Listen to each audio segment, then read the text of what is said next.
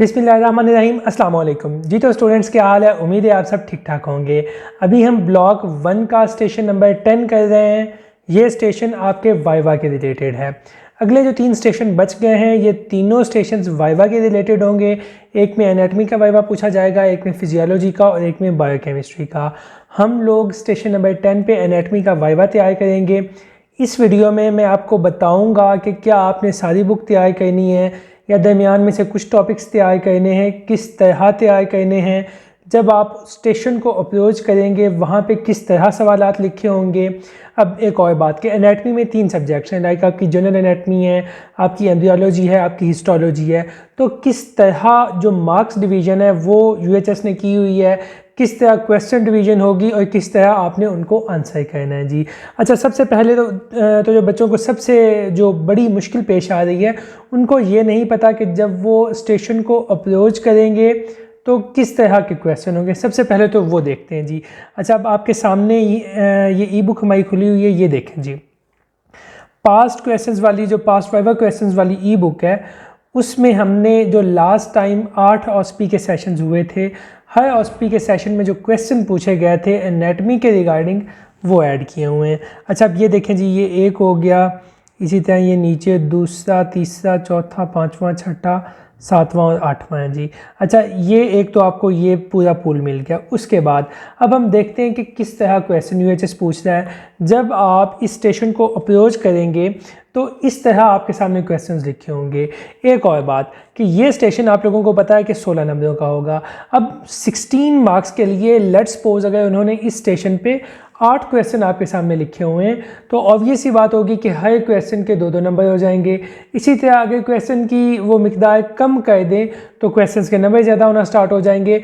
तो अगर आपको सारे क्वेश्चंस नहीं आते, दरमियान में से कोई 1 या 2 है वो आप मिस कर जाते हैं, तो टेंशन की कोई बात नहीं है, क्योंकि मार्क्स डिवाइडेड है। जो क्वेश्चन आपको नहीं आएगा सिर्फ उसके मार्क्स कटेंगे।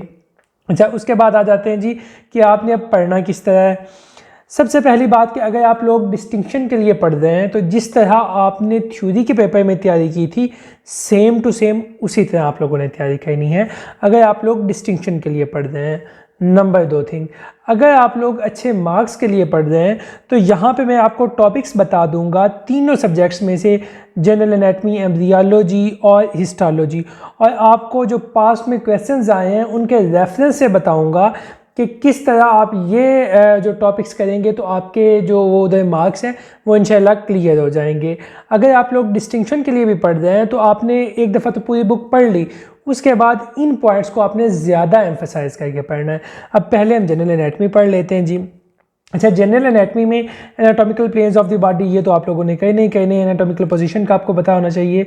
बोन क्लासिफिकेशन और features of adult long bone. अब जो features of adult long bone है आपको पता होने चाहिए जी, वो एपीफिसिस, डायफिसिस, मेटाफिसिस, और उसके अलावा वो जो उसमें वो टबाइकल शबाइकल वो सारा कुछ होता था, वो आप लोगों ने पढ़ लेना है। अभी मैं आपको आगे दिखाऊंगा भी ये जनरल एनाटमी के क्वेश्चंस को कहने के बाद कि किस तरह उन्होंने पास्ट ये इसके रिलेटेड क्वेश्चन पूछे हुए हैं। अच्छा, उसके अलावा see all the access discussed in previous stations. जो हमारे अगले ब्लॉक्स होंगे उनमें एक्सेस ज़्यादा पूछे जाते हैं, इसमें एक्सेस इतने नहीं पूछे जाते, तो आपको एक्सेस के रिगार्डिंग टेंशन लेने की ज़रूरत नहीं है। Types of cartilage, features with examples.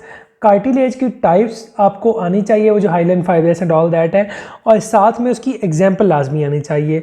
जो मैंने आपको डिटेल में प्रॉफ में करवाया था, आप चाहे उससे एक दफ़ा रिवाइज़ कर लें, या जो मैंने आपको टेबल दिया था उससे रिवाइज़ कर लें, लेकिन ये आपको लाजमन आना चाहिए।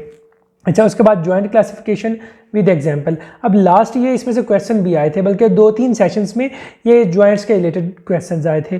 तो इसका मतलब है वो जो जनरल एनाटमी की क्लासिफिकेशन है विद एग्जाम्पल्स, वो आप लोगों ने लाजमी करनी है। अभी आपको मैं आगे दिखाता भी हूँ कि किस तरह आप लोगों ने वो करनी है जी। उसके बाद आ गया classification of muscles, hair, sebaceous gland, systemic, pulmonary and coronary circulation. अच्छा, अब इन 3 सर्कुलेशन में जो सिस्टेमिक सर्कुलेशन है ना, वो बहुत इंपॉर्टेंट है। अब इसके रिगार्डिंग वो कैपिलरीज के रिगार्डिंग पूछ सकते हैं कि जी वो जो मैंने आपको बताया था कैपेसिटेंस वेसल्स कौन सी होती हैं, रेजिस्टेंस वेसल कौन सी होती हैं, आपकी कैपिलरीज उनका क्या रोल है, कैपिलरीज की टाइप्स वो पूछ सकते हैं, इस तरह के क्वेश्चन। और उसके अलावा जो neuron, types of nervous system. अच्छा, जो नर्वस सिस्टम है ना, उसमें एक तो क्रेनियल नर्व, जो 12 क्रेनियल नर्व्स हैं उनके आपको नाम आने चाहिए। उसके अलावा जो स्पाइनल नर्व्स बन कैसे रही हैं, ये 2 क्वेश्चन बहुत इंपॉर्टेंट है। अगर इस टॉपिक में से कोई SEQ या रिटर्न में कुछ आता है तो वो भी यही आता है कि वो जी पूछते हैं स्पाइनल नर्व्स कैसे बन रही हैं, जो आपकी क्रेनियल नर्व्स हैं उनके नाम क्या है, या जो central nervous system, peripheral nervous system, इनमें क्या फ़र्क होता है, जस्ट ये चीज़ें। उसके अलावा जनरल एनाटमी में इन चीज़ों के अलावा नर्वस सिस्टम से कोई कुछ नहीं पूछता। और डिसलोकेशन और सबलक्सेशन इसका आपको पता होना चाहिए जी। अब मैं आपको दिखाता हूँ पास्ट में कि जनरल एनाटमी की जस्ट ये जो एक पेज पे मैंने चीज़ें लिखी हुई हैं, अगर आप लोग ये कर लेते हैं तो किस तरह ये वाले टॉपिक्स आपके वो कवर करवा रहे हैं जी वाइवा क्वेश्चंस को। अब देखिए जी, ये पहला सेशन जो था ऑस्पी में, उसमें उन्होंने आते साथ ही पूछ लिया जी एपिफिसिस। मैंने आपको बताया कि जो एक फीचर्स हैं एक बोन के, वो आपने याद करने हैं जी। उसके अलावा इसमें उन्होंने ये एनास्टोमोसिस का पूछा हुआ है, एंड टू एंड एनास्टोमोसिस का। और उसके अलावा आई थिंक इसमें से कोई नहीं, अगले पे आ जाते हैं। अगले में पहला ही क्वेश्चन जी कैपिलरीज, मैंने आपको बताया कैपिलरीज पूछ सकते हैं जी। एक्सप्लेन साइनोसाइडल कैपिलरीज, कैपिलरीज की टाइप्स आ गई हैं। उसके अलावा बाल एंड सॉकेट जॉइंट, जॉइंट की क्लासिफिकेशन आ गई है, जॉइंट की एग्जांपल्स आ गई हैं। अब ये वो क्वेश्चन मैं आपको नहीं बता रहा जो कि आ सकते हैं, ये वो क्वेश्चन हैं जो आए हुए हैं। तो अगर आप उसके अकॉर्डिंग, जो मैंने अभी आपको बताया है, जो मैंने आपको एक पेज दिखाया है तैयार करने के लिए, अगर आप वो तैयार कर लेते हैं तो जो क्वेश्चंस आपके आ रहे हैं एग्जैक्टली वहीं से आ रहे हैं और वही क्वेश्चंस आ रहे हैं। अच्छा, उसके बाद जी आगे आ जाते हैं।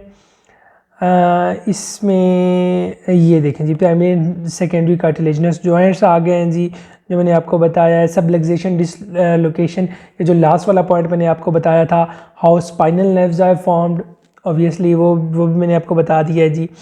अच्छा, उसके अलावा फर्टिलाइजेशन, ये तो दूसरे स्यूचर जॉइंट एग्जांपल्स। तो इस तरह ये बाकी में भी आपने देख लेना है। मतलब अब आपको एक चीज़ तो पता लग चुकी होगी कि जो UHS क्वेश्चन पूछ रहा है, मतलब वो तीनों सब्जेक्ट्स को कवर करेगा। वो जनरल एनाटमी में से भी पूछेगा, वो आपकी एम्ब्रियोलॉजी में से भी पूछेगा, वो हिस्टोलॉजी में से भी पूछेगा। तो जनरल एम्ब्रियोलॉजी में से जो उन्होंने पूछा और जिस तरह पूछा, जिस तरह आपने सिलेबस को कवर करना है, वो मैंने आपको बता दिया। अच्छा, अब आ जाते हैं जी अगले पे। अगला जो आपका टॉपिक है जी एम्ब्रियोलॉजी का। एम्ब्रियोलॉजी में माइटोसिस, मियोसिस ऑब्वियसली आपको आनी चाहिए। क्लिनिकल प्रेजेंटेशन, डाउन सिंड्रोम वगैरह वो जो सिंड्रोम्स हैं वो, क्रेडुचैट, spermatogenesis, oogenesis, menstrual cycle, fertilization. अच्छा, अब ये जो एम्ब्रियोलॉजी है ना, उसमें सिंपल क्वेश्चन भी वो दे सकते हैं। लाइक oogenesis है, वो पूछ सकते हैं जी oogenesis क्या होती है। मेंस्ट्रुअल साइकिल है, मेंस्ट्रुअल साइकिल की फेजेस पूछ सकते हैं जी, आपको याद होनी चाहिए। सॉरी। अच्छा, उसके बाद आ गया फर्टिलाइजेशन। अच्छा, फर्टिलाइजेशन लास्ट ईयर भी आया था, लास्ट ईयर भी उन्होंने पूछा था फर्टिलाइजेशन क्या है, आपका मोजोला कैसे बन रहा है, एम्ब्रियो कैसे बन रही है, इस तरह की चीज़ें। साइटोट्रोफोब्लास्ट एंड सिस्टोट्रोफोब्लास्ट वो आपको पता होना चाहिए।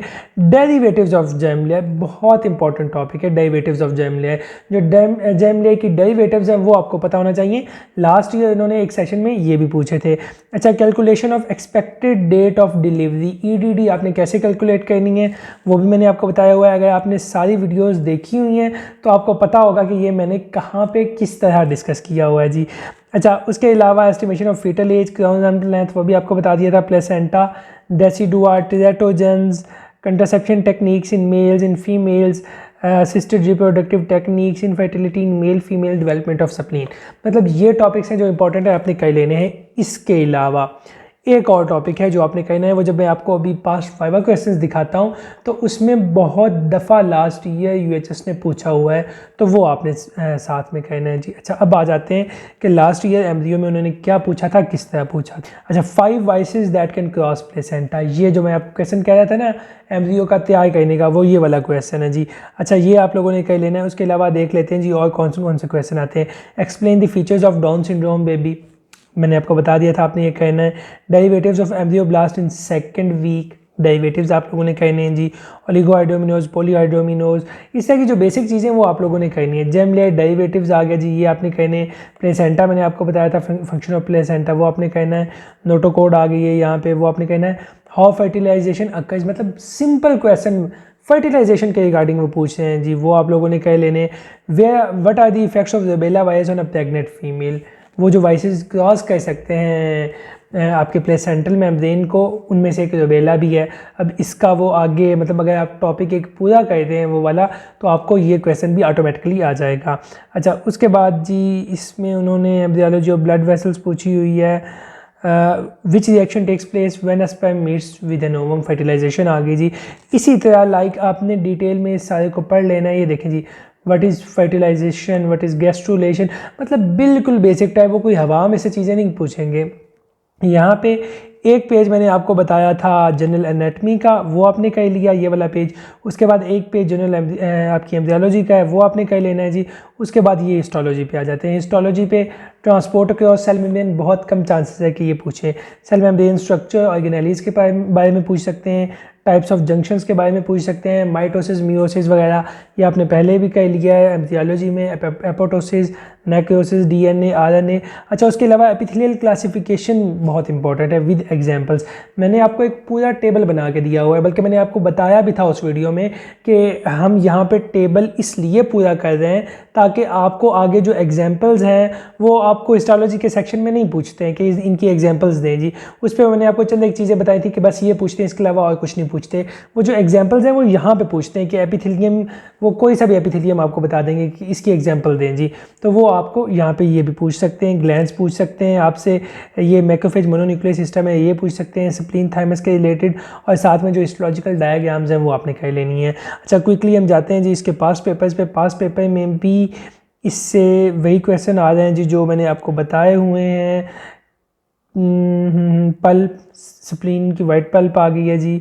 अच्छा, उसके अलावा इसमें कम आ रहे हैं क्वेश्चन, लाइक जो हिस्टोलॉजी है क्योंकि उसका थोड़ा पोर्शन है, आपने देखा है वो तकरीबन आधा पेज बन रहा है, तो उसमें से वो कम क्वेश्चन पूछेंगे जी।